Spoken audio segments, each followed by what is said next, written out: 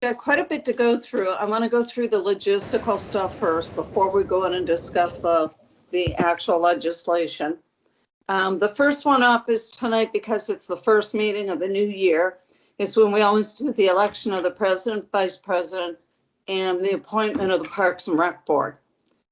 The other thing then is you got a copy of the committee's report. We don't have to formally take action. So I would ask for you to do is review those committees, the various committees. Send to me which committees you'd like. You can be on multiple, you can be on none, you can be on one. I mean, it's your choice. Just send to me which ones you'd like to be on, and then I'll put together the committees and get that out before the next meeting. I hate to say it, but other than the JED and the cemetery board, most of those committees haven't really had meetings due to the pandemic, but that doesn't mean we wouldn't do it in 2021. The other thing is the JED board stays firm. We don't do anything to that. And yeah, I'm still dying on the cemetery board to attend those meetings. They're very quiet. And we're going to get Mr. Finley to attend one so he can see the excitement that we have.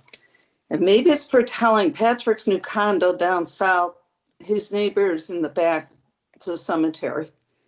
So that's why he could yell and scream as loud as he wanted during the football game. So that takes care of the committees. Just take a look at them, send them. If you have questions, let me know.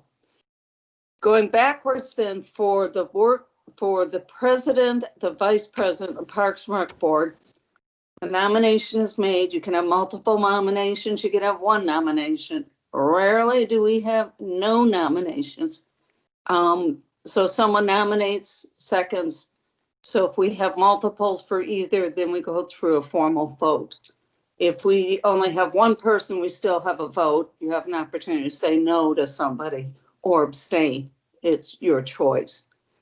So for president of council, anyone have comments? I'd like to nominate Mr. Ventura for president of council. I think he has been putting a lot of work into his role as a council member, and I think he'd make a great leader, and it would be good for him to get that kind of experience, especially you know, as now that he's been on council for 3 years. So I'd like to nominate Mr. Ventura. Okay. Any other comments? I'd like to motion to nominate Ms. Tolley for president. Thank you. Okay. Any others?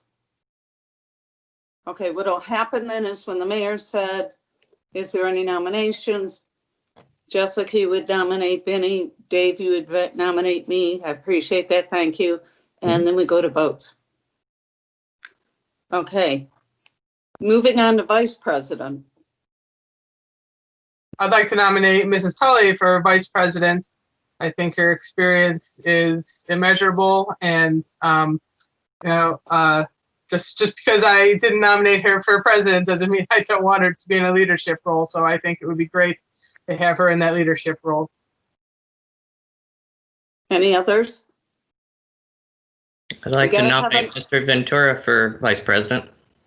Okay. Any others? You know, we could nominate all 5 of us and then, I don't know, do we mud wrestle or what? Oh, we have a bowl-a-thon. There we go. Bowling. There we go. We'll go bowling. Okay. Moving on then to Parks and Rec. I personally would like to nominate Jessica. Oh, I'm going to nominate Jessica. Jessica, I've done that role before council and after being on council, and you have really done a good job in there. thank you. I think you've got a vision. I concur. Thank you both. They Any beat other me to the nomination? mute button, Jessica. No, I'm not muted. No, they beat me to the mute Oh. button. Anybody else? Okay, Well, that thank takes you all. care of that part. Then, a couple other things before we go into legislation. One is, council has procedures that they have done since before I was even on, with Mrs. Arcese and Mrs. Spraggins. One is the minutes have traditionally always been dispatched to the council members the Tuesday before the meeting. Mr. Garvis, would you like to talk about what your idea is? Oh, yeah. Sorry, I didn't realize we were going to talk about it so soon. I reached out to the clerk after Vinny wrote his email seeking a copy of the minutes and asked Amanda basically what goes into it, how much time, how much effort. Because one of my thoughts, and I believe a couple of us share this opinion, is we could get the minutes out earlier than we normally do or normally have. I know historically we haven't typically given them out until we've met again and voted on them. And I believe there's a way we could potentially make these minutes available on the website far quicker than we do now, maybe the week following a meeting. So we're meeting today. Theoretically, between now and next week, Thursday, I think there's an ample amount of time for Amanda to be able to go through the minute and type them up and put them up on the website. And I believe, we can have Mark clarify this because I'll be better at it than me. I think we might have put some type of disclaimer up there that says that they're draft minutes because obviously we've never voted on them yet or amended them or made any changes. But my main concern was I don't want to just come out and say, hey, Amanda, you have to have this done by Monday, right? I want to be reasonable and take into consideration how much effort goes into it and give her a reasonable amount of time to do it. But at the same time, get them out there as quick as we can so the public can look at what we're doing when they don't attend these meetings live. And Mark, can you explain if we put them on the web, because traditionally I haven't put it on the page until they're voted on and approved. Can we put it on the website? I know Jeff called you to see, could we put it on the website with the disclaimer saying minutes from the meeting? Can we say unofficial minutes or and then say to be approved at next council meeting? Yeah, I mean, you would have to make clear that they're draft, and you could probably put a giant draft watermark across it and lock it so it's not editable.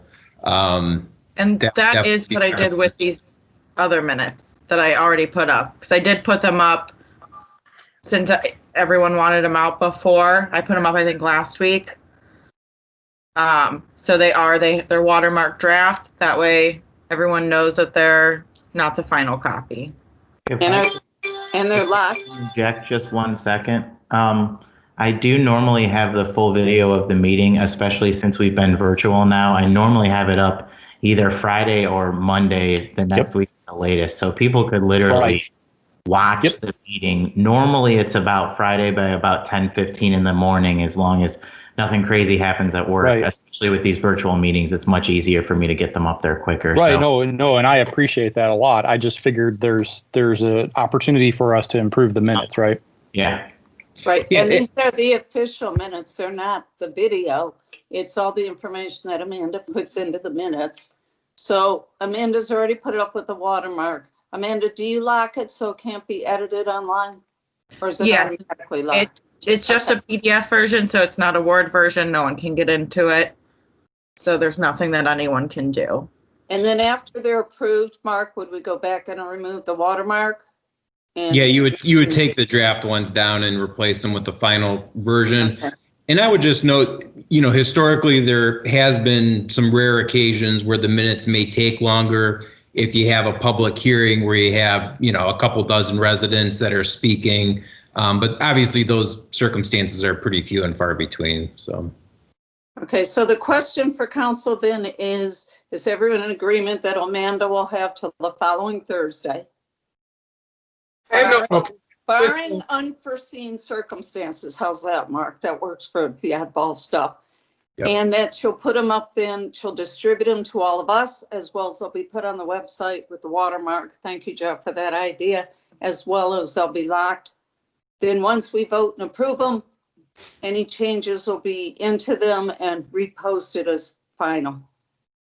Does that work? I don't know. I don't know why they need to be posted on the website as a draft. We don't post them on the website on Tuesday when they come out. Now they don't go up until after they've been approved. Now, right? So this way, if she's distributing, as Mark had told me, they're public record. So Yeah. might as well just put them up their public record anyhow. If they know we're going to get them the week before, trust me, we'll get some calls. All right. I just thought They do not become public record until they're distributed to council. At that point, they do become. Okay. So Jeff? So like, for example, this past Tuesday, right, as soon as I sent out the agenda, I put together, like Kyle usually does, I've just put together everything and posted everything on the website. That way it was done out for everybody, you know, including residents for on the website. Okay. Now, the only downside is what you may be getting to, Ms. Brand. I'm not sure. At that point in time, council doesn't have an opportunity to review it, so something theoretically could be up that's incorrect until it's changed. So that would be the only concern. I just don't see, I mean, obviously they're public record. If they're distributed, someone could request them. I just don't see the merit in putting the drafts up on the website, you know, because someone could download them and read them, and even though they know that it's a draft, they could miss whatever is actually in the approved version. And it just doesn't seem useful to put up a draft version if it's not the version that we've approved. I concur with that. I don't think we should be putting them up on the website until they're approved. But I do agree with Mr. Garvis that we need to have them in hand sooner than later. Yeah, just a little bit of history so you guys know. But prior to, I don't even know when, Jan, the packet was hand delivered to everyone in council. I think it was delivered by the police department or something. So that's literally why there was really no other way for everyone to get the agenda or the minutes from the previous meeting until the agenda came out. So now there really is no reason that we couldn't get the minutes the week before, and I'm all for that. I just don't see the need of putting them on the website that early without having been approved. Well, and that's why the discussion occurred as we've gone into the electronic age. Yes, they used to come out and hand deliver everything on Tuesday nights. I kind of miss that because I could always talk to the guy, find out what's going on. Mr. Finley, do you have any comment? I don't. I'm in agreement. So Amanda, Jeff, do you have a problem if they're posted or not? If people No, I don't. My whole idea was trying to make what we do more readily available to the residents, right? It wasn't anything more than that. I remember in the past, before I was ever on council, you know, if you heard in the grapevine on social media through whatever means that something happened, you couldn't easily go to the website and find the minutes for a very long period of time. And I'm not saying anything negative about, you know, the former clerk by any means. I'm just saying that it seems like there's no easy way to go look at what council's done. Obviously, Kyle's doing an amazing job getting video up, which very much so rectifies that. And I just didn't think it would be a big deal to put them up there. I understand the point that there could be something that goes up that's wrong. In the year or so that I've been a member of council, I don't remember us making many corrections to the minutes, but I could see how that's possible and could happen. But I'm okay with it either way. If we do go to an avenue of we don't do it till we vote on them, then maybe since they're completed at that point, they could get posted the day after we approve them, just so there's not a big gap between when we decide to make them official and when they get published online. And I have to agree with Jeff. It's rarely that we make an update to the minute. Rarely. But, right. So why don't we go this way? If everyone's in agreement, Amanda, you'll have the minutes completed and then send out to all council members and appropriate players by the following Thursday, barring any unforeseen circumstances. Then we will post them once they've been approved.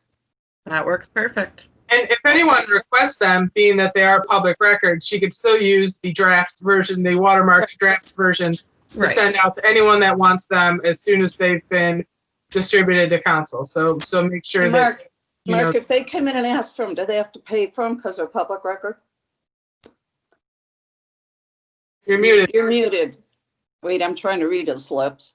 Sorry. The the public records policy, I believe, makes the first 20 pages free, and I don't think the minutes generally go over that, so. I just don't want to charge customers or our residents for something like that. And if they request them in digital format, they're free, so. Okay. Moving along, so we'll do that. We don't have to make any motion. That's just the new policy. Amanda, if you can just make sure, confirm that and send that out to everybody with agreement, that's how it'll be done. The other thing quickly, Amanda and I talked about all of the information that we've gotten regarding the one piece of legislation. And traditionally, all of that information then is read during correspondence to the clerk.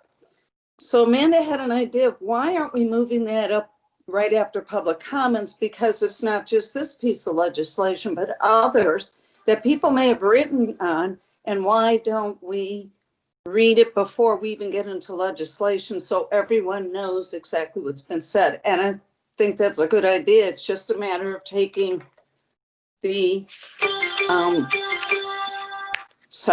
Urban Meyer just got named as the Jaguars head coach. Okay, hot off the press. I get these things and I can't figure out how to silence them. So we would move correspondence to the clerk from after the legislation to being right after public comments. That way all of us have any information that's been delivered either via phone call or via mail to the clerk. Is everyone okay with that? I used to ask myself the same question in the past, so I'm glad you brought that up because I'd forgotten about that. Yeah, Amanda said this isn't logical, and I go, okay. But again, we've done things for so long in the same fashion, but certain things are not, have legal ramifications, so we can actually move that. Correct, Mark? Yeah, I mean, there is a code provision that sets forth the order of business that meetings are to be conducted in, but I don't believe correspondence to council is specifically named, but I'll double check, but I don't think it's included. Okay, so number one will always be public comments. Number two will then become correspondence. And then we go, number three will be pending or new legislation, so we'll have to renumber. And tonight, we are going to move the correspondence up so that, I'm not sure how many people will come on the public comments tonight, but that way, everything that's been distributed to all of us and to Amanda can be summarized. She'll summarize it before the meeting. Okay. Two other things that are kind of on here. The liquor permit. Mark, do you want to talk about that real quick? Sure. So this is a little bit similar to the issue that's come before council a couple months ago. I think it was October, November.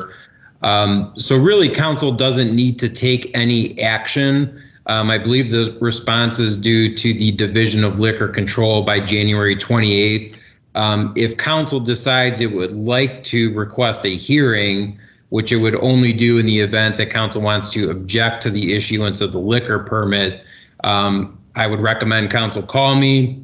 We can go over the basis or potential basis for the objection, see if it fits within the statutory scheme for objections, and go from there. I would recommend that happen sooner rather than later because you should really know whether or not you want to object by the next council meeting so Amanda can get the response in time. If there are no objections, then Amanda can just send it in with the box checked that no objections, no hearing requested. And we do not need a piece of legislation or resolution. You do not. So if you have questions, get them to Mark by Wednesday of next week. Really, and then Mark, is it appropriate for us to just send you something saying I'm fine with it? Can we do that? Either way, or don't send me anything. I mean, the assumption is, and the whole reason you don't need to make a motion and you don't need legislation is you don't normally have motions taking negative action. So you would have a motion to not send something in. If council doesn't act, they don't act. So then let's set the stage, say by Thursday of next week. Not only will we get the minutes, we'll say Thursday. If Mark doesn't have any questions or any objections or anything, we can proceed with having the signature. This is for the Dolphin? The Dolphin Express, yes. Yes. And I'm kind of surprised they're doing it this time and day, but you know what? They've been a welcome addition to the city. Okay, then before we get into it, last one, the executive session, I will make the motion for the executive session, and Jeff, if you could second it. That executive session always comes at the end, and then we come back and we'll go to the other link that Kyle set up for us. When we're done with that, we'll come back here just to do the adjournment. So moving right along, ordinance 69, we have the public hearing. I haven't heard a peep about this, so I don't know any anticipation. Dave, if you've heard anything with your role in the. I have not. Okay. I had one phone call from a resident, and I did speak with them, I believe, Tuesday, and they just wanted a little bit more information. He was a gentleman. He actually did work on the first sign ordinance. So he just wanted to know what was being changed and just wanted more information. So I sent him over the new information. So I don't know if he'll be on here tonight. Okay, here's the other thing. If we go into this work session or into the public hearing, if we don't have anybody in 5 minutes, you know, we can just go back into any discussion we have internally, or we can do that time for our restroom breaks. And yes, sir. Mrs. Tully, I did have a phone call asking about, is there a reason that the intensity of lighted signs is not addressed? There's a new sign on Route 8 and Ledge Road at the storage unit, and this person thought that was awful bright and cumbersome for people traveling on Route 8, that it can be somewhat blinding in the wrong climate settings like rain and so forth. But it's not addressed at all in there. I'm just letting you know there was a concern. I don't know if it's something we can address now or we would address at a later time after conferring with the city engineer. Well, Dave, this is your legislation. It should be going to Dave, your concern. Where's this at? The light? The storage facility on Ledge and Route 8. Isn't Oh, that in the village?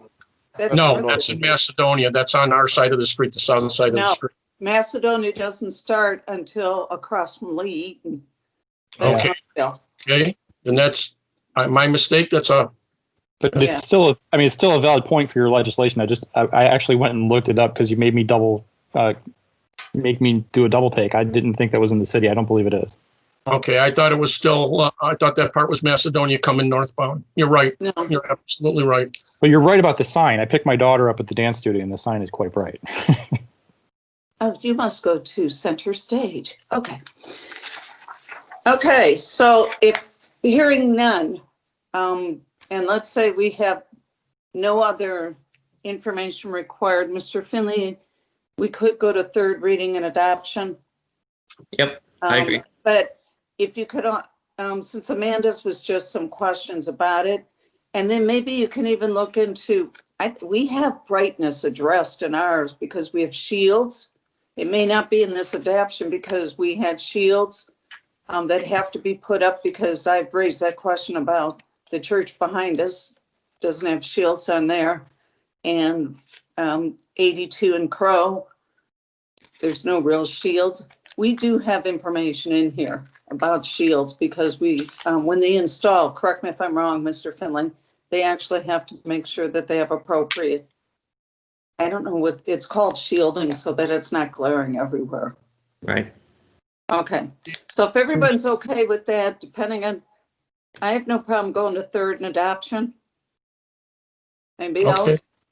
Nope. Okay, then the next one, the COVID orders, Mr. Finley, that will be up to you. The options are to move forward with it. It's your determination. No, it's had quite a bit of talk, at least to us. I think just a second reading and letting more people respond is appropriate. Okay. Then on to 87, Mr. Ventura with the pods. Yes, we Ready to go to second reading? I think we can do second and third on this. Your issue was addressed, Mrs. Tully, about the 24 hours. These things would not need a permit unless they were going to be for more than 24 hours. And then through some input from a resident, they requested that we go from 30 days to 60 days. And I made that amendment. I would be amending that ordinance to coincide with Exhibit A as written, as submitted. You'll be making a motion to amend this, that you have 60 days to use your pod on the permit. Right. Yeah, with the first initial application of the permit. And if you need an extension, again, just a phone call to the building department, building inspector would be suffice. And the fact that you brought up about, or I believe it was you that brought up about something that was just there for 24 hours. There was no need to get a permit for that. Yeah, you have on dumpster bags in 138.7.03. They can't be there for more than 30 days, so you're going to change, and you want the permit, you're going to have to change the permit spot. For the pods and the dumpsters, there's a suggested change made in the exhibit that was distributed to council on Tuesday. 138.7.02 restrictions 1, you have to change that permit from 30 to 60. Correct. Yes. And you need to change 2 from 30 to 60. And there's some other minor changes in addition to that 24-hour exemption to the permit requirement. There's some other minor changes made, so I suggest the motion read to have Exhibit A conform to the version most recently distributed to council. Did we get the new one? Yeah. Mm-hmm. It should have highlights on it, Jan. Yeah, but I didn't know there were changes on it. Okay, so Mark, did you give Vinnie the language for the motion? The amendments? Yeah, just did. I can't remember if I have it. Yes, you did. Okay. Any other questions? Okay, that's Vinnie and Jessica. Moving right along. The next one up, if I can get my fingers to work on these pages. Number 1, I've asked Jeff to be the first and Dave the second, and Mark has told me this is our normal gotta do. Mark, do you want to talk about this one real quick? Mr. Veras may want to, but it's largely a housekeeping measure that we have to send down to the county to receive taxes. Long and short of it. Yeah. So this would be a 1, 2, 3 and an adoption, because if we don't do it, do we have a certain time frame to get it done by? Let me see the email. Not that I know of. I think they just want it as soon as possible. Yeah. Right. So they want, oh, I was going to say something really nasty, but I won't. Okay, be nice. Okay, so if no one has any problem with it, we'll do 1, 2, 3. And adoption. That's housekeeping. The number 2 is Vinnie will offer the bargaining agreement. Mark, Mayor, or Chief? So as we're all aware, we were going through negotiations with all of our unions again, because when I walked into office, they were open for about 3 years. We completed those, walked into January and had to go back at it again. This is basically ratifying our agreement with the fire department for the next 3 years. It's the same as the police, and there's really no other changes other than little finite details. If you flip through the, I don't know how many pages in there, 22 pages. A lot of it's just cleaning up a lot of language in there and some mistyped things and stuff like that. So it's basically the same contract in terms of numbers of the other ones. Chief, do you have anything to say?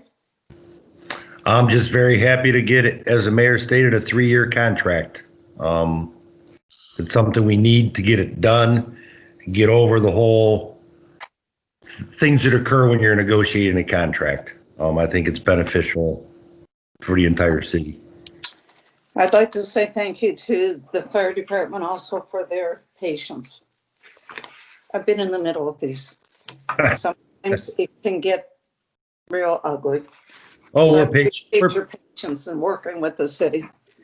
We're patient people. Thanks for getting this done, Mayor. Thank you. And this one went very smoothly, so it's very nice. And obviously, the employees are very happy to have this completed, and so am I. So we're going to move forward, and everyone's going to be very happy. Mark, something that you go 1, 2, 3, adopt? It should, just so council's aware, yeah, it should go through 3 readings tonight. That would be my recommendation. Just so council's aware, the ordinance does say substantially similar. I think there may be some minor adjustments made to the contract, but it's substantially similar to what you have in front of you tonight. Yeah, I see that we added some money for holidays. If you wind up working. Yeah. We did, but Mrs. That's Spelling, something that I'm surprised wasn't in there already. well, this is when they're mandated to work a holiday. I don't really feel it's going to be much of an issue. I certainly hope not. But you have to understand what would happen, and happened last year. Well, it happened in 2018. A firefighter worked his 24-hour shift on Christmas Eve, and then he was mandated to work Christmas. And the double time on a holiday, does it make up for that? It doesn't, but at least maybe takes a little bit of the burn away. But I don't think it's going to cost the city much money at all. Yeah, I don't either. It's something that's overdue. Well, thank you. Fortunately, I was exempt. So I You do? worked Christmas Eve and Christmas Day. Yeah. Okay, so if no one has an issue with that, 1, 2, 3, and adopt. Number 3, Jessica will be doing with the Summit Soil Water Conservation District with any ORSD. Mayor, do you want to speak to this one? Sure. So this is another annual housekeeping. The nice thing about this one is prior to this year, it was a yearly piece of legislation that we had to put through. This one is for 5 years, and it's simply just implementing the soil and water conservation measures, which a lot of those are mandated to us. So they kind of handle a lot of that. It just puts it into a 5-year contract now instead of 1. So we won't have to do this again for 5 years. Any questions on this? I just paid my NEOSRD money, so I guess we better be compliant, huh? If there are no questions, Jessica, 1, 2, 3, and adopt. Then the last one is the new compensation. Mayor or Annette? I would more defer to Mark and Mr. Veras on this one because they put a lot of work into this. So if they could give the explanation, I'd appreciate it. So this kind of does 2 things. It makes some updates. For instance, there are some changes that, or at least one change that needed to be made as a result of the fire CBA. Had to adjust the employees mentioned in the non-union pay ordinance. Other than that, incorporates and consolidates into one document the changes that council made last year through various pieces of legislation. So it's just a little bit more functional, a little bit easier to use. In addition to that, you'll see that it includes adjusted pay scale tables, not only for 2020, but also in upcoming years as well. And I have your language to change that one typo. I assume that was a typo when I went and looked at it. There in the pay grade 7 on the 2022 table, it says 2668. It should be 2868. So I'll just be making a motion before we go into adoption, or after we do the 1, 2, 3 reading, then I'll make a motion to amend, and then we can go to adoption. Since we've already approved all of this money, it's really, again, is, what do you always call it, Mark? Housekeeping? Well, it is. I mean, it also specifically I guess, authorizes the pay for payroll to use in cutting checks. So Mr. Veras might have, I don't know if you have more to add other than that, but. No, Mark, everything you said in the immediately past future was good. Any other questions? Hearing none, we'll do the 1, 2, 3 and adoption. Then we have the Manor House, Jessica, since that's part of the parks. And Jackson Heating, which is one of the, we use them all the time at our house on an annual basis. They do the checkup and that. They put in our new furnace and cooling several years ago. Jessica and Vinny will be the second. Any questions on this one? Otherwise, it's already there. Did they install it? Yes. Good. That's Mrs. good. Tully, I think I missed 2 of the first and seconds. Were those sent out prior to? Because I don't know that I was copied on that. It's just helpful for me when I'm going through the legislation to know that. Okay, for 1, Jeff is the first, Dave is the second. Okay. For 2, Vinny is the first, I'm the second. For 3rd, Jessica's the first, Vinny's the second. For 4, I'm the first, Dave's the second. For the heating, it's Jessica with Vinny. Minutes are always me and whoever wants to second, and then adjournment is, oh, I'll be doing the motion to put us in executive session. And then the adjournment will be Jeff, and I'll second that. Thank And you. yes, Mark, I have your language. We were talking about the language going to executive session. It's gotten a little more specific, Mark said. He used to be able to be a little high level. Now it's a little more in depth. Questions? Thank you. This is quite a bit here. First of the year. At some point, I don't know if we anticipate coming back in. I'm probably thinking second quarter, because starting the week of February 8th, they hit 65 and older, and then every week thereafter, they're supposed to go down in age if you want the vaccine or not. So we'll see what happens. But until then, we're still going to stay, well, we're staying 6 feet away. Ripley had his 2 weeks ago. Well, Is that a HIPAA violation, Veras? HR is online. Just want to point that out. Hey, his age you can see by the picture. So I don't think it's HIPAA violation. So you had the, have you had both shots, Chief? Just the first one. Oh, you got to wait 2 weeks for the second, right? It's 4 weeks. We got the Moderna. Well, it depends on which one you get, is 2 or 4. I Right. know the VA, Jessica, has not in Northeast Ohio received it, but in Southern Ohio, they did. It's very interesting. So you'll get your phone call, although there hasn't been a lot of direction on how to get it other than the 80-year-old people are supposed to get it next week, but it's up to them to get their name on the list. I don't know. So, Chief, any reaction? No.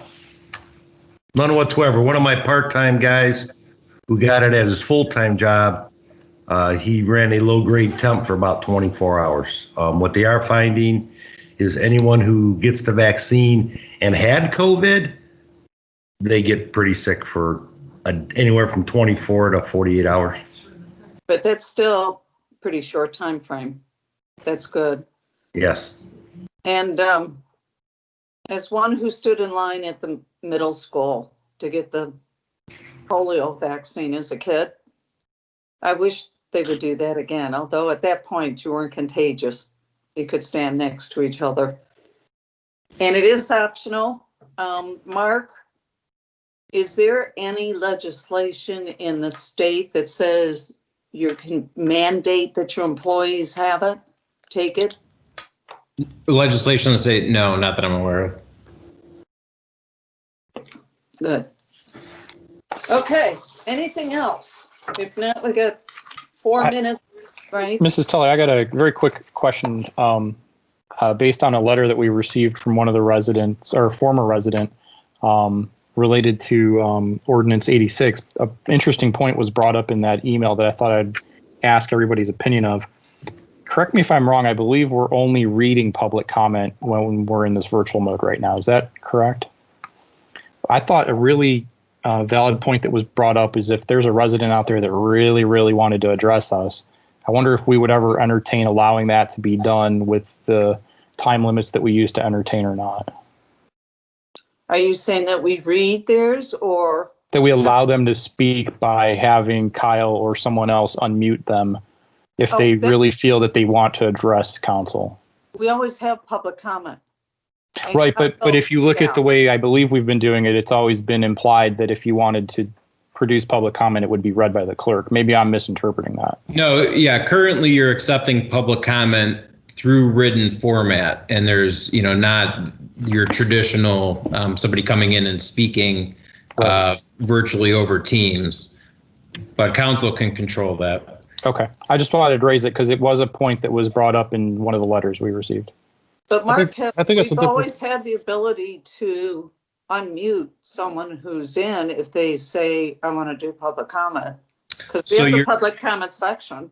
The notice that goes out for council meetings and for other meetings that the city has, public comments supposed to be exclusively submitted in writing in advance of the meeting, and there's a deadline in place for the submittal as well.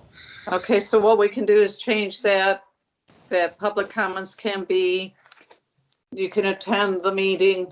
How do we give people the phone number? Kyle, do we have one number that can be used always for the work session and public meeting? Or do you assign a new one every meeting? So not to jump over Kyle here, but the issue that you normally run into, or the issue that some jurisdictions have run into when you open it up for public comment like that, the meeting becomes a little bit more difficult to manage. Right. Now, it is totally up to council, but just be aware that it could create some logistical issues.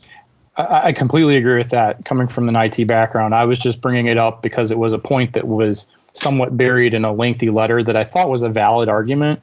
And I just thought I'd raise it among council since I didn't feel like it was appropriate to bring it up in an email. So, well, I got to tell you, Jeff, that of all the meetings we go through, how many public comments do we get? And luckily, that person usually showed up and actually would do it, but we don't get that many. So it's kind of a difficult. So for now, we'll leave it to written. Yep. And hopefully we'll get back to live. And I agree with the logistical because I know they've talked about how many meetings have been hacked, and you have interesting people showing up in various calls. So, Mark, yeah, we've been very lucky. Do we have the ability to to open this up? I'm sorry, do we have Joe. the ability to allow someone to come and give public comments if they ask, and we can say, okay, this one person can come and do it? Or does it have to be, we have to publish the fact that you're allowed to do it, let anyone come and do it at any time? Is it either or can we make a singular exception? So you want to give everybody the same ability and make sure everybody's aware they have the same ability. So you'd want to include it in the notice, and then once you open it up for one person, you have to, again, treat everybody equally and open it up for everybody. Okay, so we can't do it. We can't pick and choose. Okay. Well, the other thing is we do have correspondence to the clerk, which is usually all of them are read. It's just that at this point in time, we're not going to read every one of them. There's more of a summary, but there is still that ability because she'll read your comments. Now, the only thing, if they want to ad lib off of that, there's no ability. You know how when you get up and you start to speak, you think of something else. There's no way to do that. So.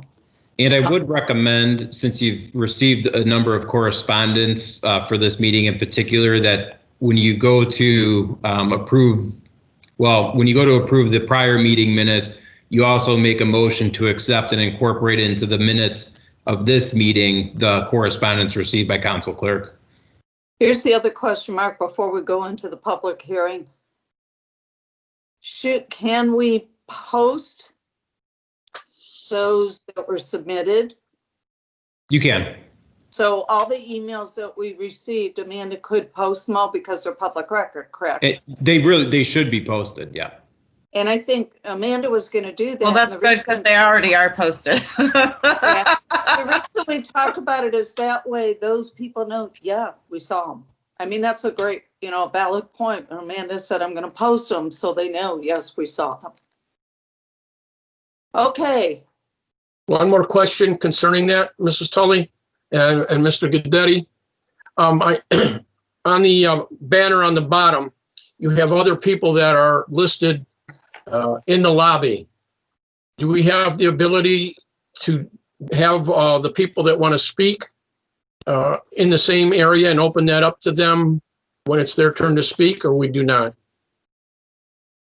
So that's kind of what we discussed. It's up to council whether they want to change the current procedure and allow for that. That's certainly within council's ability. But if you do make that change, you want to specify that in the notice of the meeting, make people aware they have that ability. And then again, once you open it up for one person, you would have to open it up for everybody else.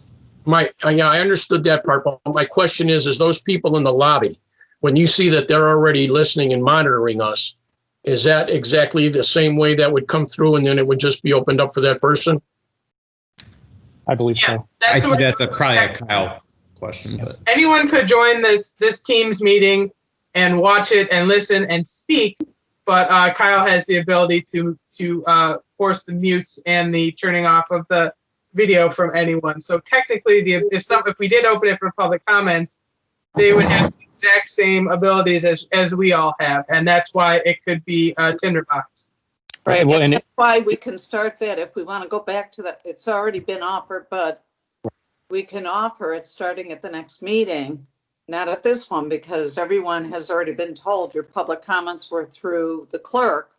Right. So opening it up tonight, I was not proposing that at all. I just wanted to bring up the thought. Yep. I would say from a technology standpoint, our best bet would be if somebody had a lengthy public comment, that they convey that to the clerk ahead of time. And then we could arrange for them to be able to speak, virtually if that was something that we were. Well, they're still limited to 5 minutes, so that's not. Absolutely. Exactly. Yeah. I mean, but something that, they wanted to actually speak to you guys in person, so to speak, instead of sending an email to the clerk. And I think that's a good point because Kyle knows, and so do you, Jeff, all the security issues of. Oh yeah, things. We'd want to definitely give Kyle the moderator mute button. So why don't we? Oh yeah, a little bit I'm more always about that because we are late, guys, and the mayor needs to start this so we can get into. Yep. Sorry, didn't mean to open a can of worms. Correspondence, along with the public. There you go, Mayor. Sorry. No problem. All right. Well, I will open up the meeting for the public hearing for ordinance number 69, 2020. Ms. Trasko, will you please call the roll? Ms. Brandt? Here. Mr. Finley? Here. Mr. Garvis? Here. Mrs. Tully? Here. And Mr. Ventura? Here. And just so we're being clear, Ms. Trasko, can you also read the ordinance 69, 2020 for us? An ordinance amending chapter 1133 of the codified ordinance of the city of Macedonia relative to sign regulations. So we had our first reading on November 12th. We had our second reading on December 10th. We anticipate our third reading today on January 14th of 2021. We haven't had any correspondence to any of us that I'm aware of outside of one phone call to Ms. Trasko this week. Essentially, this is updating our sign code regulations to bring it more modern. I've alluded to this in the past. The reasoning for this is an example that came to mind because I attend the meetings for Planning Commission was they were asking for aluminum signs when now they have a plastic material that will last pretty much forever, as opposed to the aluminum or the metal signs that they had in the past that would deteriorate. And it just brings it more into a modern realm. I think that's the basis of most of the things in there. Unless Mr. Guidetti or Mr. Finley have anything to add to that, I think that's the basis for all of this. No, I think you summarized the substantive portion pretty well. It also reorganizes some of the definitions and places them within the sign code just so it's a little bit more user-friendly rather than having the provisions you really need to look at spread out in various places in our codified ordinances. And I'll also point out that our city planner, Mr. Brian France, had brought this to my attention that we needed to update it. And it's just one little piece that, again, brings us more into modern times. And I appreciate his suggestion and council's perusal of all this, these changes and moving us forward. So unless there's any other discussion. Okay, hearing none, then I will close the meeting. Do I have a motion to adjourn? So moved. Do I have a second? Second. All in favor? Aye. Aye. Opposed?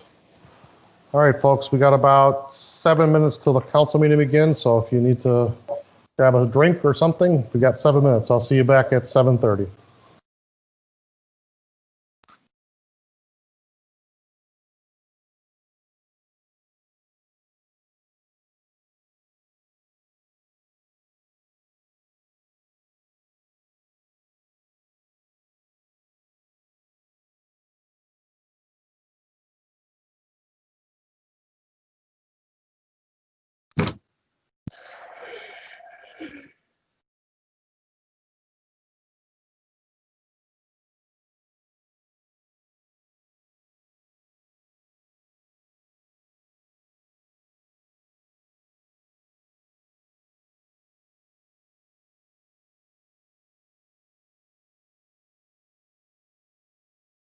You want to say hi?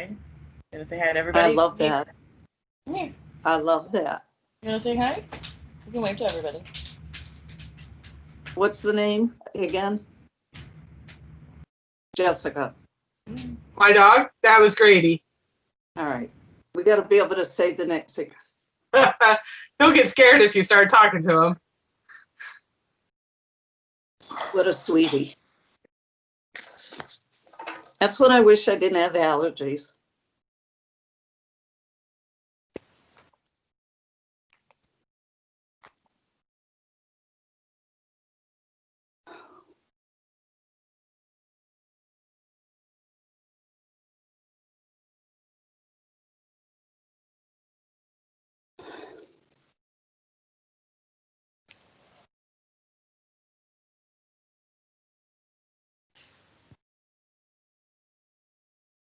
All right, it's 7:30. Is everyone ready? Looks like everyone's here. All right, I'll call the meeting to order. Hello and welcome to the January 14th council meeting at 7:30 p.m. Will Ms. Traska please call the roll? Miss Brandt, Here. Mr. Finley, Here. Mr. Garbus, Here. Miss Tully, Here. and Mr. Ventura. Here. Thank you. Next is the Pledge of Allegiance. I pledge allegiance to the flag of the United States of America and to the republic for which it stands, one nation, under God, indivisible, with liberty and justice for all. All right, next on our agenda is the approval of the minutes of December 10th, 2020. Before we approve, excuse me, Mrs. Tully, before we approve those minutes, I'd like to make an amendment to those minutes. Did you submit that to Ms. Traska? No, I did not. Been corrected? I did not submit it. Yeah, traditionally it's submitted so that they can be updated before the meeting. But I'm making, Mr. Guidetti, can I make this amendment? You can go ahead with your motion. I'm Thank just you. saying that tradition is you submit the change to Ms. Traska so that it can be updated prior to. Okay, I'm amending line 11, removing unanimously and putting majority.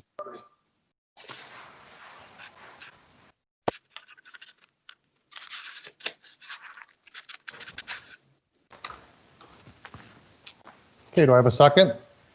I'll second it. All in favor? Aye. Aye. Aye. Opposed? Okay, it is amended. Do I have a motion to accept? Make a motion to accept it. Second. All in favor? Aye. Aye. Aye. Aye. Opposed? The meeting minutes for December 10th are accepted. Next up is the election of council officers. We will start with the president of council. Do I have a nomination? I nominate Mr. Ventura. I nominate Ms. Tully. I think we need to do one at a time here first. Okay. Right, Mark? Am I correct on that? I mean, yeah, they technically, you can move forward. You have both, so I think you're good. So I'll start with Ms. Brandt because you went first. Do I have a second?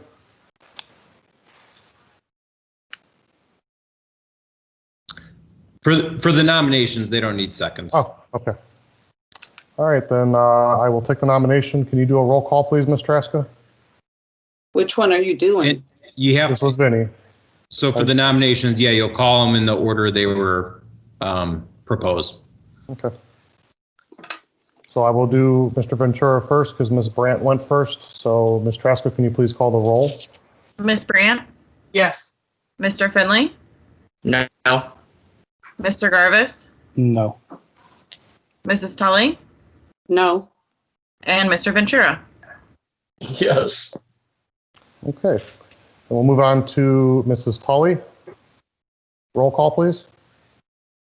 Ms. Brandt, No. Mr. Finley, Yes. Mr. Garvis, Yes. Mrs. Tully, Yes. and Mr. Ventura. No. Congratulations, Mrs. Tully. You are the president again for 2021. Moving on to vice president. Do I have any nominations for the vice president? I'd like to nominate Mr. Ventura. Second. Roll call, please. Ms. Brandt, Yes. Mr. Finley, Yes. Mr. Garvis, Yes. Mrs. Tully, Yes. and Mr. Ventura. Yes. Congratulations, Mr. Ventura. 2 years in a row. Thank you. The last one we have is the council representative to the Parks and Recreation Commission. Do I have any nominations? I'd like to nominate Jessica Brandt. Second. Any other nominations? Hearing none. Roll call, please. Ms. Brandt, Yes. Mr. Finley, Yes. Mr. Garvis, Yes. Mrs. Tully, Yes. and Mr. Ventura. Yes.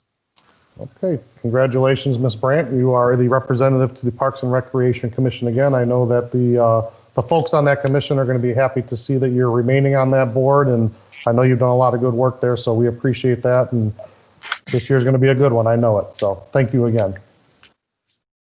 Okay, moving on to public comments. Do we have any public comments, Ms. Traska? No public comments. Thank you. And we'll move right into pending or new legislation. First on the docket is ordinance number 69, 2020. We're going to be Mr. doing Mayor. Oh, correspondences. I'm sorry. I didn't know you were making that change Yeah. today. I apologize. That's okay. I Just because I'm going to apologize. read that instead of during correspondence, if I could speak, during correspondences instead of during public comments. Copy. I knew you were making the change. I just didn't know it was immediately today, so I get it. Okay, Yeah. so let's move to correspondence from the clerk. Alrighty. So we received quite a few emails, calls, voicemails, returned all those, got back with the residents. I know a lot of the council members received word from residents. So many that we would be here all night if I sat here reading every email and correspondence from the residents. So I just kind of put together a little summary from what the residents kind of have been speaking on. And I know everyone here all the council members and everyone got copies of these, but just for everyone else. Basically, in regards to Resolution 86, 2020, for the majority of the consensus, the residents, basically that they believe that Governor DeWine is doing his best to stop the spread of COVID-19, that they have faith in his plans and that he's not abusing power. Some residents were upset by this resolution. I know I was getting phone calls, people were kind of yelling at me, so just kind of trying to keep them calm. You know, that's just, I know people get really emotional when it comes to things of this nature. We did have a few calls and emails that were positive. I want to say that there was 2 emails and 1 call. I believe that there was 14 emails altogether and about 6 phone calls that I received. So for something like this, I feel like that was quite a lot. But basically everyone that had sent something in said that they did not want this passed. So that is pretty much it. Thank you. All right, now Amanda? No, real quick. Amanda, can you tell, did you say approximately how many you received? Yes, so there, I received, because I just got the other one today, there was about 14 emails and about 6 or 7 calls. And just for the record, those emails, some of them were sent from families, or there was one that was groups of neighbors, and I counted there were, in the email correspondence that at least was sent out to all of council, there were 20 people represented that were against the passage of the resolution. And I think it was 3 people, a husband and wife, and a single non-resident that were for the resolution. Correct. And then Amanda, can you talk about the correspondence and where it is that you posted it?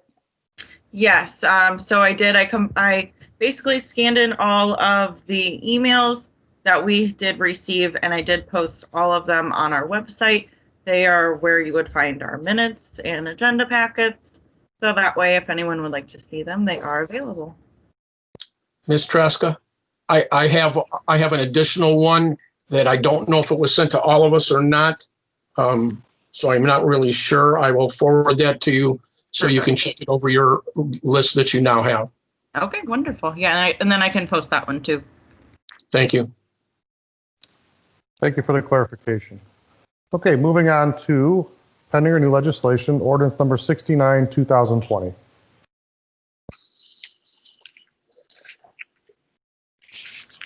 You're muted, Dave.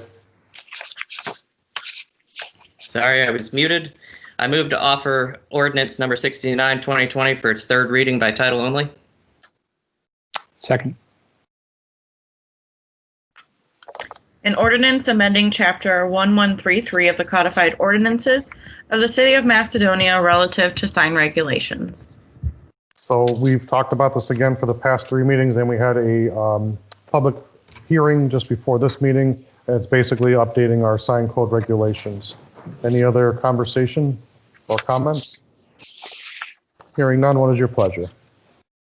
I move to adopt ordinance number 69, 2020 and post the same according to law. Second.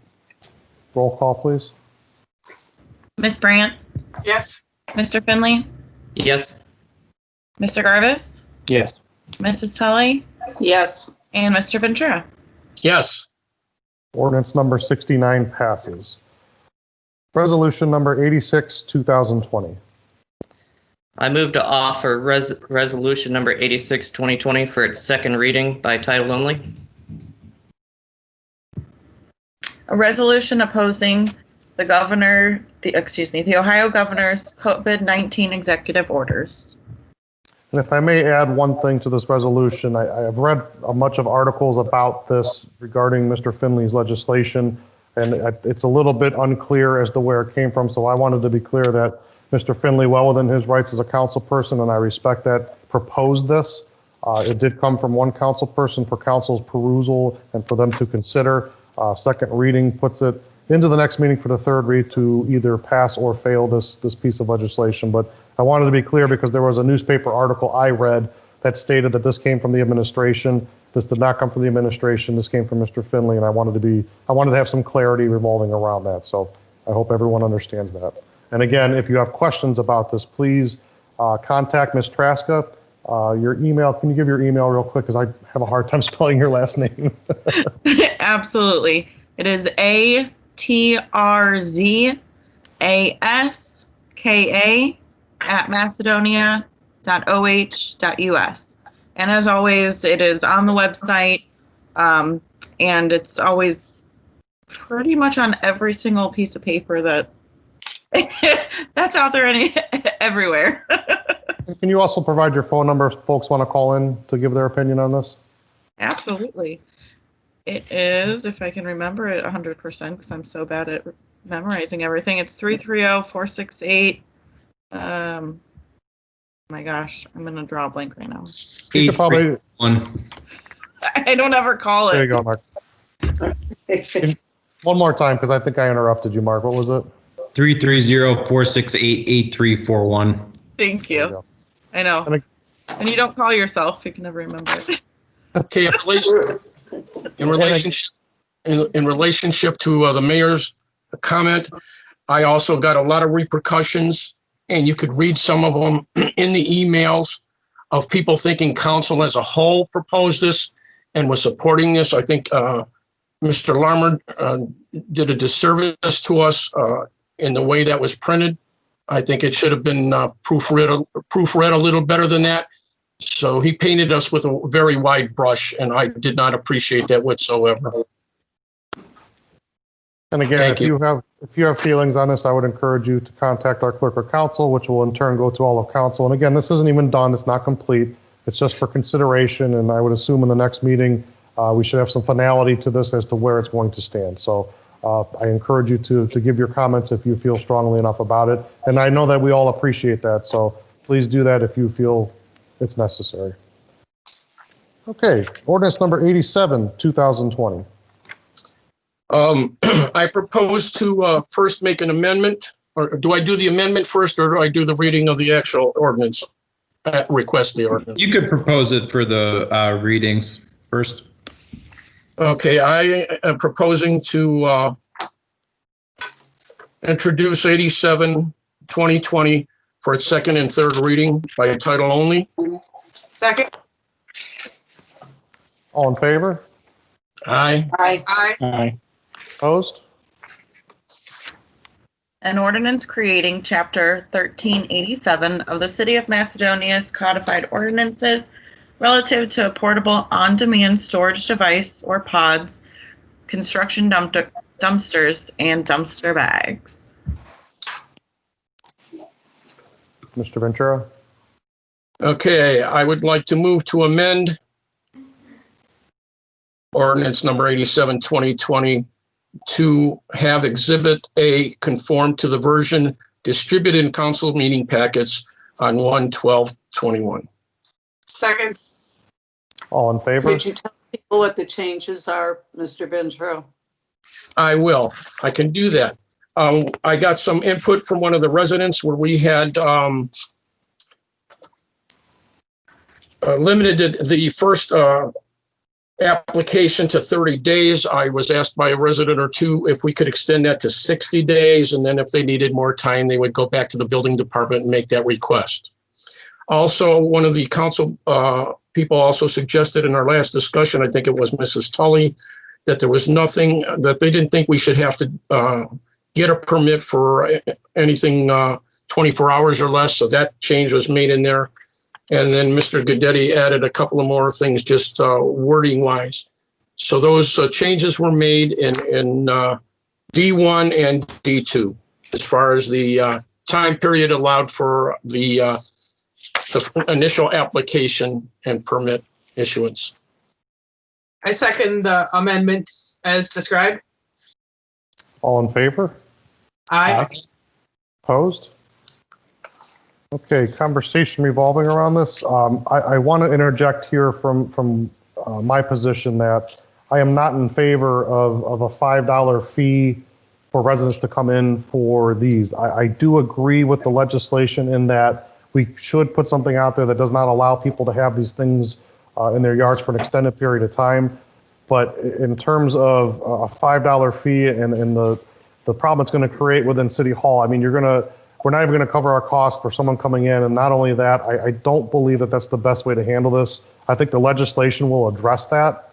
But the $5 fee and forcing someone to come into City Hall, I just don't agree with that piece, because if you're moving, and most people, and I think I would say 95% of the time, you're going to get your pod, you're going to put your items into it, and it's going to be gone. And in 60 days is very, very fair.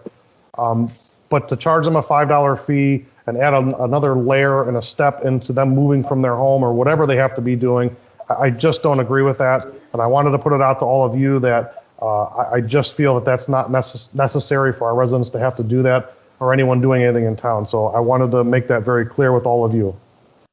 So what are you saying, Mayor? Are you saying that there should be no permit or no permit fee? I don't think there should be a permit or a permit fee, because there's a lot of enforcement difficulty that comes along with this. I did speak with our interim building commissioner, and we both agreed that, I mean, the difficulty we're going to have either way is how long it's there, and if they move it and they start over, then they have to come back and another permit. There's just so many steps that are related to this thing that the enforceability is very difficult. Now, we could take the step of saying, okay, we get rid of the fee. Someone calls in and says, hey, at such and such an address, this pod's been there a long time. At that point, we were on notice, and we can go to them with this ordinance, give the notice, and say, you have 60 days from this point. That's what we do with a lot of things. I'll give you an example that I was thinking of in regards to that, the tall grass ordinance. So if someone calls in and says, hey, my neighbor hasn't cut their grass, or someone moves, whatever happens, and the grass is 3 feet tall, we go out, we give them notice, they have 2 weeks to get it. If it's not done within 2 weeks, then we send someone out and we send the bill to them for the fee to correct the tall grass. So I just don't agree with people having to come in and pay a $5 fee. And if you're going to charge a fee, we should at least cover our cost, which I get what you were saying with the nominal cost to get them to do that. I just don't feel that that's the best way to handle this. So I wanted to at least voice my opinion on that. Before I say anything else, I would like the input of any other council members. I think the mayor raises some really valid points, and I was going to ask you, Vinny, if you wanted to reevaluate amendments, because it sounds like accomplishing what he wants might be a little bit more complicated than a simple amendment on the floor here tonight, right? Well, I don't know. I would have to ask Mr. Guidetti if we could amend that and just remove Part B. So you can make a motion to amend and remove the fee tonight, or it sounds like there may need to be some more extensive evaluation. There could be a motion to temporarily table this until a future council meeting. And you can set a date certain, or you could just leave it open-ended. How about if I just take it off of second and third reading and amend it to just a second reading? That would work. So you we okay with that? Everybody okay with that? Rescinding your motion, Mr. Ventura?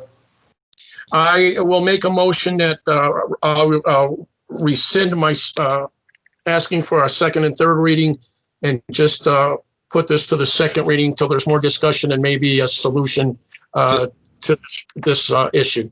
So you have the motion to rescind first. Second. Okay. All in favor? Aye. Opposed? Okay. Now you want to move it to second, Mr. Ventura? I move to just make this the second reading for further discussion. Title only. By title only, thanks. Do I have a second? It's already been. All in favor? Aye. Aye. Opposed? Okay, we held it at second reading. Thank you. All right, moving on to resolution number 1, 2021.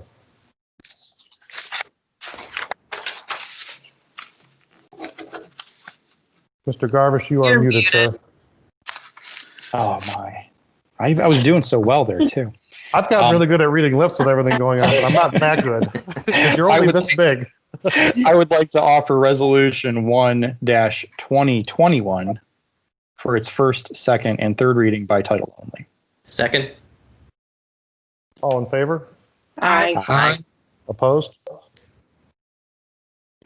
An emergency resolution authorizing the advance of local taxes by the Summit County Fiscal Office to the City of Macedonia for 2020 tax year payable in 2021.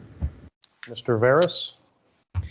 Thank you, Mayor. This is an annual bookkeeping practice that we need to do to receive advance payments from Summit County as opposed to just the 2 payments at settlement date. So this is, again, just bookkeeping. Any other conversation? Hearing none, what is your pleasure? I would move to adopt ordinance 1-2021 and post the same according to law. Second. Roll call, please. Ms. Brandt? Yes. Mr. Finley? No. Mr. Garvis? Yes. Mrs. Tully? Yes. And Mr. Ventura? Yes. Resolution number 1 passes. Ordinance number 2. Yes, I propose, I move to offer ordinance number 2, 2021 for its first, second, and third reading by title only. Second. All in favor? Aye. Aye. Aye. Opposed? I apologize. An emergency ordinance ratifying the collective bargaining agreement between the City of Macedonia and the Macedonia Firefighters International Association of Firefighters, Local 3947, for the years 2020, 2021, and 2022. So essentially, this piece of legislation is the 3-year agreement for the fire department. We've been in negotiations for a little over a year. We've now completed and come to a resolution that both parties have agreed to. I'm very happy to say that it's finally complete, because when I walked into office, the contracts have been open for 3 years.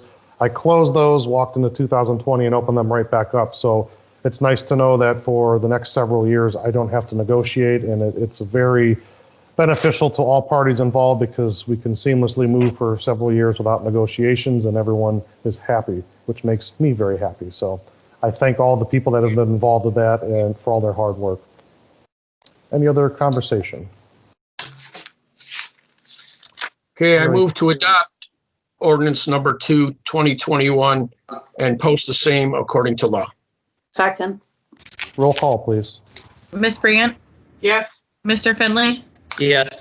Mr. Garvis? Yes. Mrs. Tully? Yes. And Mr. Ventura? Yes. Ordinance number 2 passes. Ordinance number 3, 2021. I move to introduce ordinance number 3, 2021 for its first, second, and third reading by title only. Second. All in favor? Aye. Aye. Aye. Opposed? An ordinance authorizing the mayor to enter into a memorandum of understanding with the Summit Soil and Water Conservation District and the Northeast Ohio Regional Sewer District for assistance in implementing soil and water conservation measures. Mr. Gelati? Yeah, thanks, Mayor. As discussed in the work session, this is an annual housekeeping item that we take care of each year. It keeps us in compliance.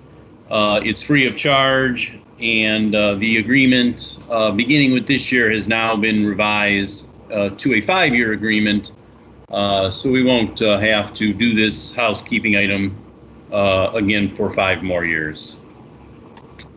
Thank you. Any other conversation? Hearing none, what is your pleasure? I move to pass ordinance number 3, 2021 and post the same according to law. Oh, second. Sorry. Roll call, please. Ms. Brandt? Yes. Mr. Finley? Yes. Mr. Garvis? Yes. Mrs. Tully? Yes. And Mr. Ventura? Yes. Ordinance number 3 passes. Ordinance number 4. I'd like to offer ordinance number 4, 2021 for its first, second, and third reading by title only, please. Second. All in favor? Aye. Aye. Aye. Aye. Aye. Opposed? An emergency ordinance establishing the compensation schedule for the non-union city employees of Macedonia effective January 1st, 2021.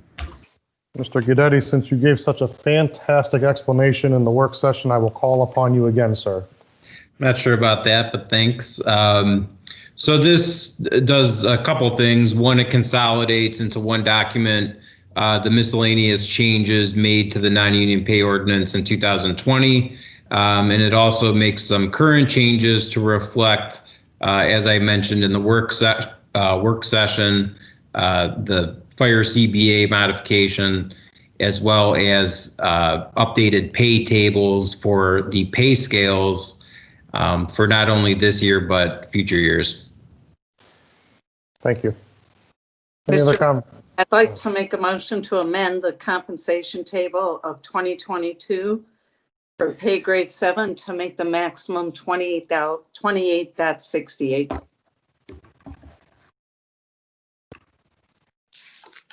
we have a second? Thank you. All in favor? Aye. Aye. Aye. Opposed? Any further conversation? Hearing none, what is your pleasure? I would ask that we pass and post according to law ordinance number 4, 2021, please. Second. Roll call, please. Ms. Brandt, Yes. Mr. Finley, Yes. Mr. Garvis, Yes. Mrs. Tully, Yes. and Mr. Ventura. Yes. Ordinance number 4 passes. Do we have any other motions or legislative actions? I'd like to make a motion to accept the donation of a furnace inspection and control panel replacement valued at $500 from Jackson Heating and Cooling for the Longwood Manor House.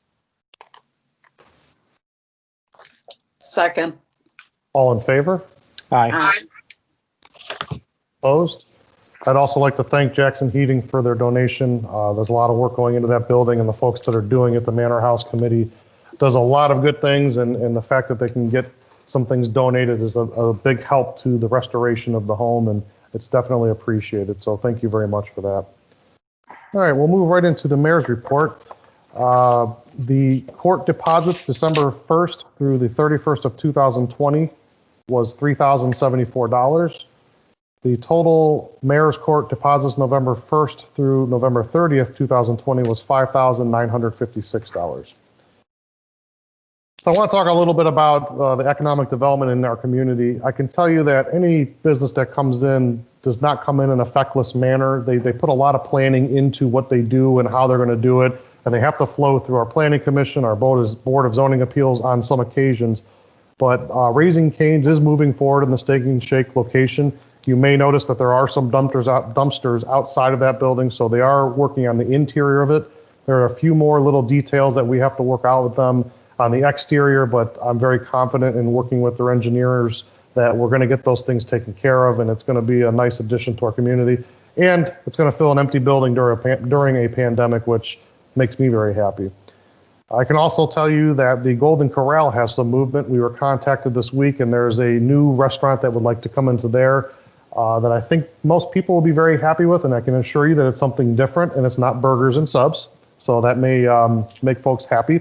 I'm excited to have this one come in, but I'm not going to give too much more than that. And what they're proposing is essentially splitting that building into two. So you'd have two restaurants in there, and the one that's being proposed will take one side and obviously the other one on the other.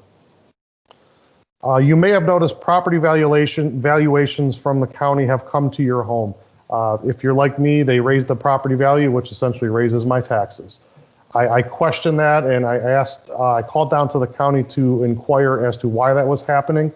And there's a lot of details that go in it. There was an article in the Beacon Journal from Kristen Scalise, the fiscal officer for Summit County. I forwarded everything to our council today if questions arise from that, but there's a long, lengthy explanation that I think is just too much to read at this point. But I will try and get that up on our website here by tomorrow, hopefully, for you to take a look at and understand why that's happening. The main basis of what I understand from what I read was simply the county had asked the state to not put those into place right now because of everything going on. The state has denied that. And I know by law, every 6 years, they have to go out and do these property valuations, but the state essentially has said, no, you're going to push it through and we're all going to pay more taxes, which, it's kind of difficult for me to wrap my head around. And I think it's a little irresponsible on their behalf to do this during this time. but those are all higher offices than what we all do here, and doesn't mean that we can't voice our opinion and start to raise a little bit of a stink if we feel that it's necessary. So just to give that piece of information. I also want to thank Councilor Brandt and Councilor Garvis on the Are You OK system. They got something on Facebook where some folks had inquired about a thing with seniors where they call or they have to call in to check on folks to see if they're okay. And I think it's a fantastic idea to check in with them. So we're working through a lot of different items to try and see if there's a way that we can accommodate that. It's not very easy. It's very time consuming and labor intensive. So we're trying to look for technological advances that could potentially help with that. And we're working through that now. So I want to thank the two of you. And if I missed anybody, I apologize. But I know the two of you had kind of taken the bull by the horns on that. And we're still rolling with it. And I know you're helping with it. So if there's something new that comes about, definitely let me know. And I appreciate that very much. And I know our seniors appreciate that because, you know, in the difficult times we're in, I tend to put a lot of time and effort into our seniors, like our meal delivery, which is going very, very well and is very much appreciated by the folks that are kind of stuck in their homes to get a nice, sometimes hot meal, but nonetheless a good meal, and they definitely appreciate that. Second to last thing, on Monday, City Hall is closed. It is Martin Luther King Day, so City Hall will not be open, and I ask that you keep that day in your thoughts. And finally, please don't drive distracted. Put the phones down, drive your vehicle, and stay safe. Mayor, may I just add something to your thing about what's happening with the senior meals? I was questioned about it at work at the Emergency Assistance Center and what the city has continued to do in the pandemic and about feeding the seniors.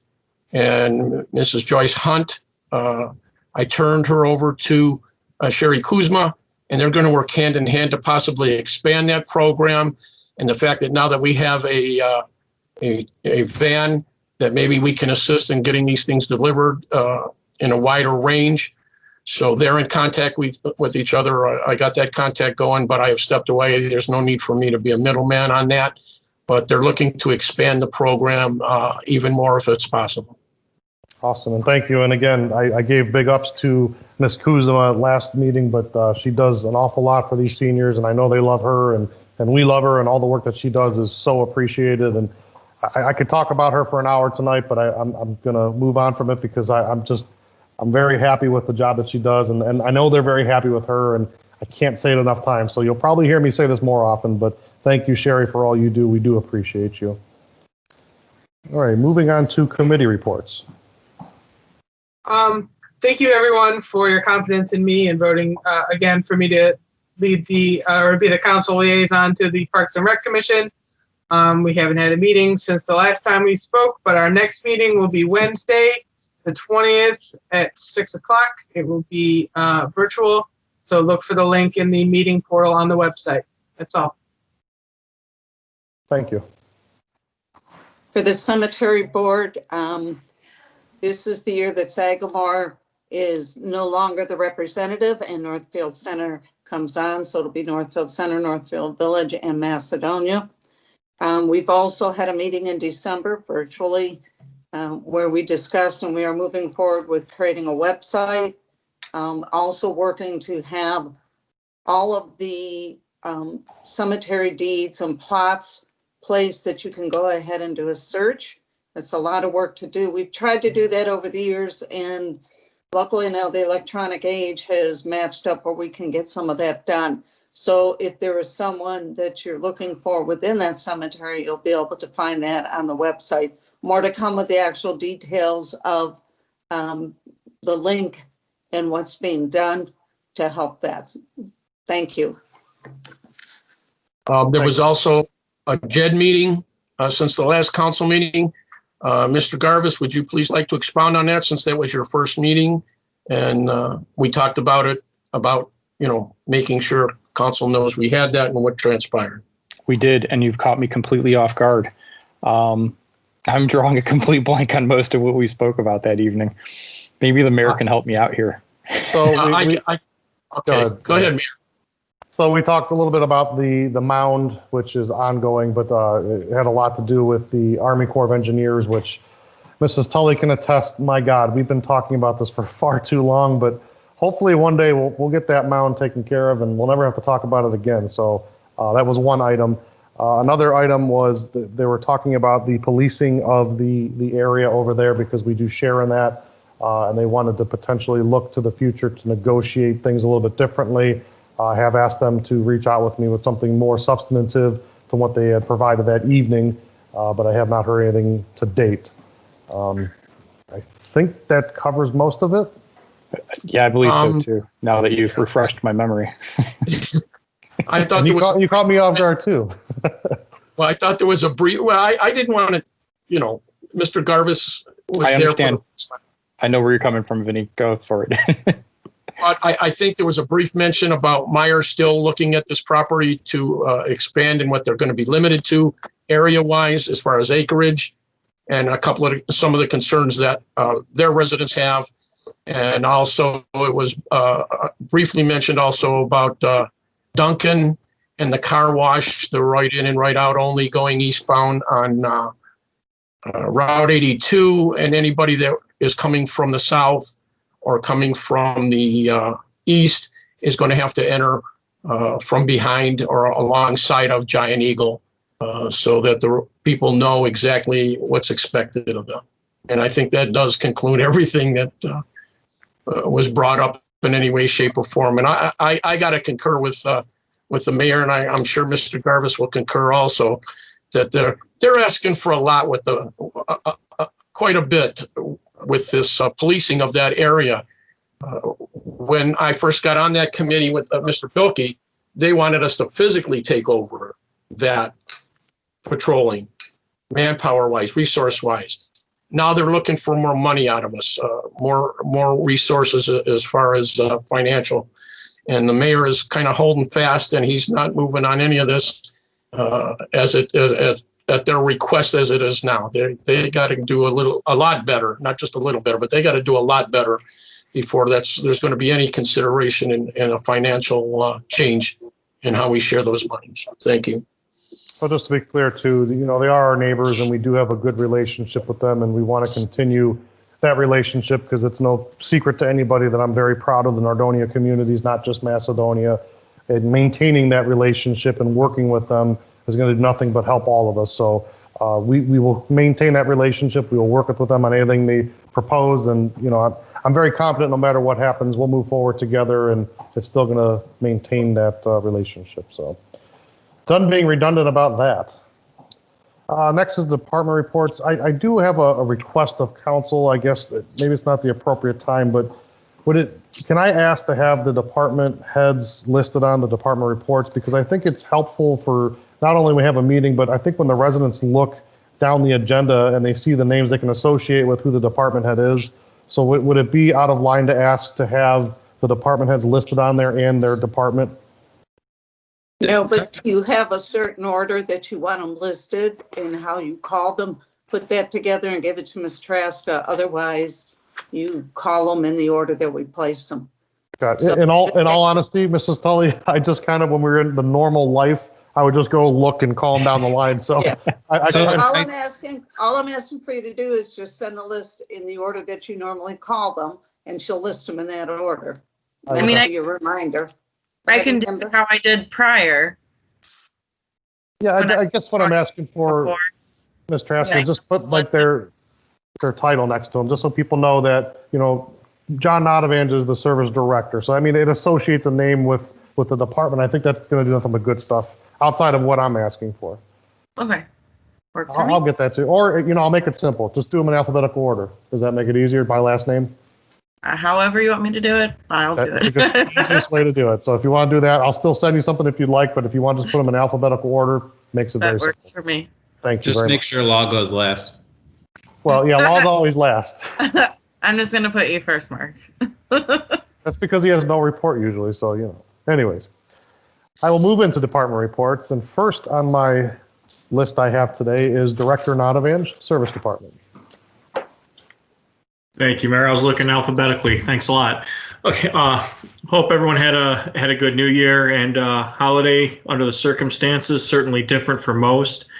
These Teams meetings has helped me. Most of you know of me is that my technological ability is elementary at best, but I like to think of myself as constantly evolving.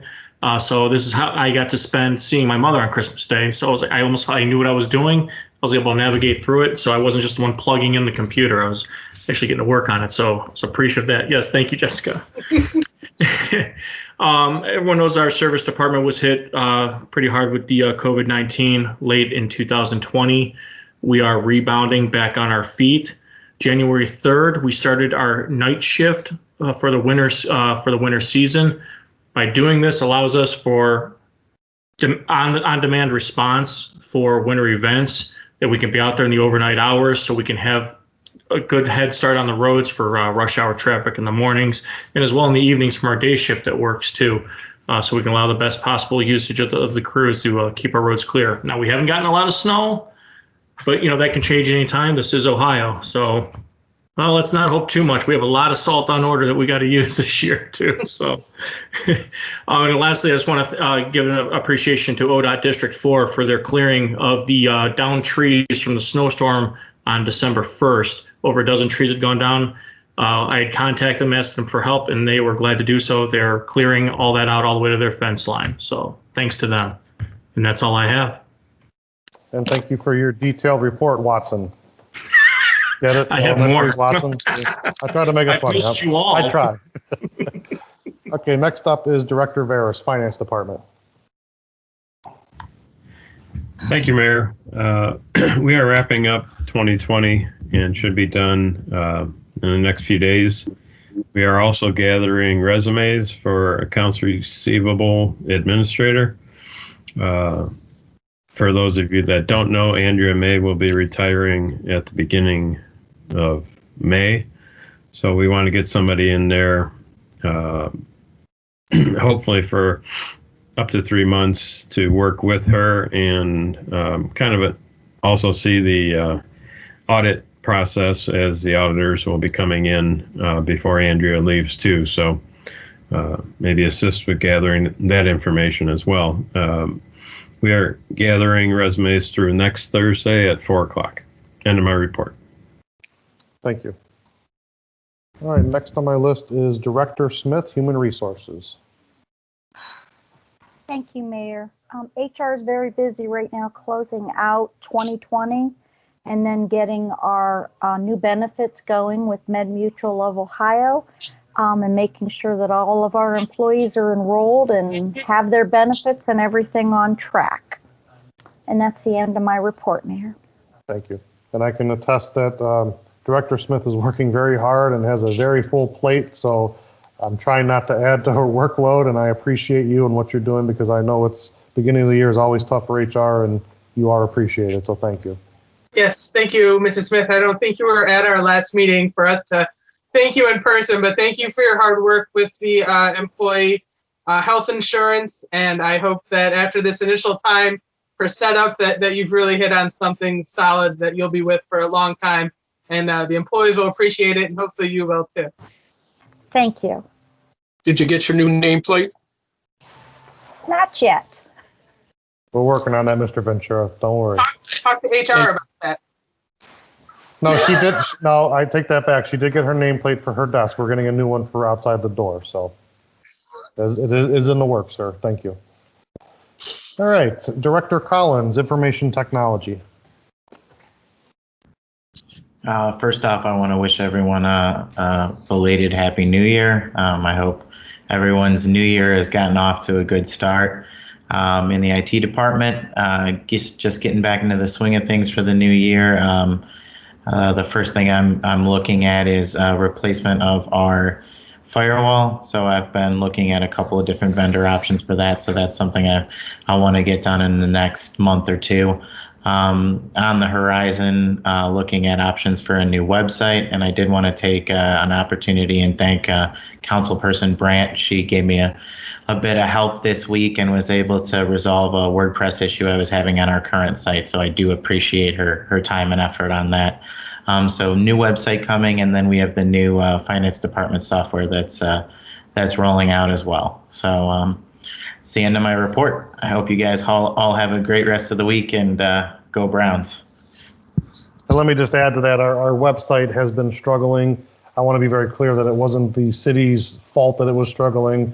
I know you mentioned the WordPress, but unless you talk to Kyle or Ms. Brandt, you're not going to know that that was a problem with the people that run that system and an update that they had. It wasn't the city. So I'm talking to Director Collins probably daily about our website. It's not the highest priority because there's some other software items that we're trying to get into place, but it's very high on my plate. So he can probably nod and tell you that I've been very, I don't want to say forceful, but I've talked about our website a lot because it needs a lot of work, and we're going to get there. It's just not the highest priority right now because we have to take care of some other technological problems that are of higher need. So we'll get there, I promise you.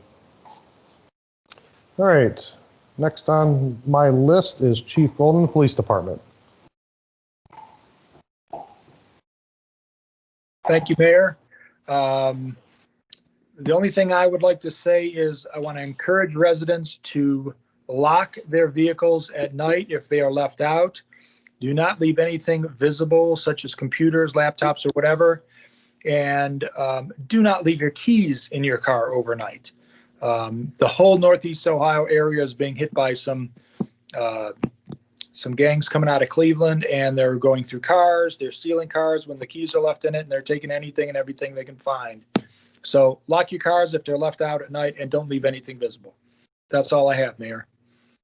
So we should hide our keys and lock our cars. And I will also note that I did notice that this is occurring in Twinsburg, Hudson, I mean, all the neighboring communities, and it's not just us. So I don't want the feeling out there to be that they're hitting Macedonia. Actually, the chief and I talked about this earlier in the week, and he said that actually of all the communities surrounding us, we're getting hit the least because I think I know we patrol an awful lot in our neighborhoods, and I think that presence is steering these criminals away from us, and I appreciate that. Yeah, we interrupted them one evening at the southern end of town and wound up getting into pursuit with them. So they know we're out. They know we're looking. They know we're actively trying to find them. So they are going elsewhere. But I think earlier this week we had some come through again. So all you have to do is lock your car, keep your keys in the house, and not have anything visible, and they'll go on to somebody else. It's real simple. Yep. So essentially, they're not doing smash and grabs. They're just looking for open vehicles. Exactly, they are not. But the motion-activated lights do not intimidate them. So most people now have a motion-activated light over the top of their garage, and it pops on when there's activity. That doesn't bother them. It's in the wee hours of the morning, and they just keep right on ticking. So just lock your car. That's all you got to do. Gotcha. Thank you. Okay, next is Director Chaddock, Parks and Recreation. Thank you, Mayor. And I'm looking forward to the alphabetical order because then I'll get to go first. So that'll be all sorts of fun. I'd like to start by congratulating Councilmember Brandt on joining us again on PRC. We're excited to have you maintaining your role with us, and we look forward to our meeting next week and our continued adventure through 2021. We have a lot of exciting things going on. And with that, let's start with the most exciting thing. The hot tub is being worked on as we speak. The demo is about 99.5% complete. And the one really interesting thing, as we dug through, I say we loosely, obviously it was the construction company digging through 18 inches of concrete to get to the piping that they needed to find. They actually, a day and a half ago, found the true leak that was going on in the hot tub. So we actually found what was truly wrong with the hot tub, and it was pretty bad. There was a lot of displacement of a pipe, which was leading to losing 4 inches of water a day.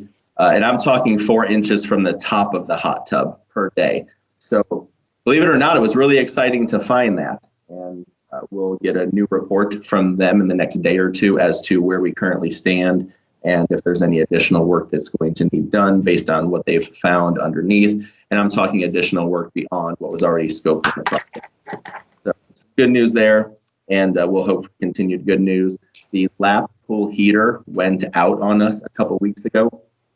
So we were actually operating the lap pool for the last 2 weeks without a heater.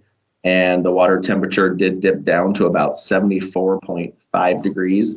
And it made for a pretty brisk swim. So we definitely apologize to all of our swimmers for that going out. and we appreciate their steadfast approach to swimming at 5:30 in the morning in 74-degree water as the temperature continued to drop. Luckily for us, our maintenance repair person joined us. Steve Plata was able to help us out and do a temporary repair to the boiler. At this point, it is running. It is a temporary repair, and we are up to about 78.5 degrees. And we'll get to a settling point of somewhere between 80 and 81, which is a normal operation for us. So we're pretty excited about that we have a temporary repair while we wait for the mail to ship us parts from California that had to be fabricated, and they've been on continued delay due to COVID-19 issues in California. And while all this was going on, our activity pool heater actually ran into a problem. So our activity pool is not at the normal temperature, and Mr. Plata is being wonderful and helping us out with a couple repairs to that as well. So we are maintaining heat in that pool. It's just 2 degrees cooler than normal. So we are getting that repair completed. The auction items that council approved in the December meeting, I believe December 10th meeting, those are all going up next week on the auction site. It has taken us quite a while because there's a lot of stuff that the auction site asks for within description and pictures. So that will be going up next week. And that is the conclusion of my report, Mayor. Thank you. Thank you. Chief Ripley, Fire Department. Good evening, everyone. Well, it's 2021. What that means, 100 years ago, the Macedonia Fire Department was formed in 1921. So we are planning some things going forward. We're purchasing some things. I've already had a conversation with Jason, maybe doing something in the park. We're hoping a pandemic can disappear, which will help us celebrate a little more. So we're all very much looking forward to that. I'd also like to thank council for passing the firefighters contract and the pay ordinance. As was stated in the work session and the mayor stated previously, getting 3-year contracts done is an immense help to everyone and everybody. It's pressure off of everybody on both sides, and it's really appreciated, and I can't say enough about that. Our call volume, we definitely dipped in calls during the state shutdown. We essentially ended the year in Macedonia about 200 calls less than we had in 2019. But don't worry about it because we made up for it in townships. We actually ended up with 9 calls more in 2020 than we had in 2019. So we're staying right on par. The shutdown affected us here with all the businesses shut down. And during that time, sadly, people were not calling 911 because they were afraid they were going to get COVID in the hospitals. And we saw a dramatic uptick in acute EMS runs. And people were a lot sicker when we got to them. That's settled down a lot, and now we're kind of like back to normal. So speaking of COVID, certainly still on the rise. My department, we've had our most cases since the start of this. And as was reported in the local media, I did an interview. Approximately 90% of my staff has gotten the first shot of the vaccine. So we're very excited about that. We also understand that will not 100% protect us. We'll still be wearing masks and all the precautionary things we do with our PPE when we go on calls, but it's certainly going to help us and help our families. The other big project we have going on in the fire department and the police department and the service department are the 800 radios. We have a big meeting on Tuesday where we're going to actually talk about the implementation and the schedule of cruisers and dispatch and things like that. And I've already spoke to both Johns, as in Golden and Nottovanch, and the service department will be getting their new radios when all the 800 radios are done and we can pass down our 420s. Other than that, I'm looking forward to a better year than 2020, and I hope to see you all back in person soon. End of report. Thank you, Chief. Mr. Gelati. Thanks, Mayor. Just one item for the group tonight. The Guadalupe Church detention pond is complete and the pond is functioning. Thank you for the thumbs up, Jessica. So that's good news. We're happy about that. Ms. Tully, you could probably see the pond from your backyard, I believe. Contractor will be back in the spring to finish some storm sewer pipe replacement work and some asphalt resurfacing there in the parking lot. End of report. Thank you, sir. Joe, when do you start your road review? Or when do you start making your proposals for what roads will be done in 2021? Yeah, that'll be coming up soon. I think traditionally that occurs in about February each year, and then around March or so, we conduct our public bid. Thank you. Mm-hmm. You beat me to the punch on that, Jessica. I had a call from a resident on that. Also, he wants Mr. Gelati and the service director, Mr. Nadavich, to take a ride down his street. Well, we have a lot of roads to go, but you can't deny the fact that we've made a heck of a lot of progress. So we're getting there, and we're going to get them all. It's just, it's going to take some time. All right. Last but not least is Director Goodetti, Law Department. Thank you, sir. Just to add a little bit to what Chief Golden said, I've actually seen some insurance companies try to deny claims if somebody leaves their keys in their car. So just kind of a added consideration for everybody to be mindful of that. Other than that, and at the risk of creating a larger issue, but because the topic came up, I'd be remiss if I didn't say it. There's a little known ordinance we have in place that actually puts the power to create the agenda for council meetings with the mayor's office. I think it's just been the past practice that council clerk does it, but there is that ordinance in place. I'm not suggesting anything change, but just because the issue came up, I thought I'd at least mention that to everybody. Other than that, I have no report. Well, thanks for pointing that out. I don't think it was an issue as more of an improvement, but we can talk more about that in the future. All right, moving on to unfinished business. Do we have any unfinished business? Do we have any new business? Okay, then we will move into the next item on the agenda, which would be the executive session. Mrs. Tully? Mr. Mayor, I'd like to make a motion to enter into executive session pursuant to RC 121.22 G1 to discuss the appointment, employment, dismissal, discipline, promotion, demotion, compensation, or the investigation of complaints concerning a public employee or official. Second. All in favor? Aye. Aye. I'm sorry, I need to do a roll call, and I forget that one every time. Mark, I saw your eyes, so Yes, I knew sir. it. I apologize. Miss Brandt, Yes. Mr. Finley, Yes. Mr. Garvis, Yes. Mrs. Tully, Yes. and Mr. Ventura. You're muted, Mr. Ventura. I had it off. Yes, thank you. Okay, so we will adjourn into the, well, not adjourn, we will move into the executive session when we're complete. I think, Mark, do we have to come back into this? We'll come back in here essentially to adjourn, so Yeah. we're essentially complete for the evening unless something else pops up, which I don't anticipate, but that's it. So I will see you all in the executive session. Thank you. Have a great evening, who was watching. Go ahead and do this. I'm here. The mayor will not be coming back, Amanda. Call the mayor, we'll call the meeting back into order. Do I have a motion to adjourn the regular meeting? I'd like to make a motion to adjourn the regular meeting. Do I have a second? I will second that. All in favor? Aye. Meeting is adjourned at 9:17 p.m. Aye. Have a great weekend. See ya. Have a good evening.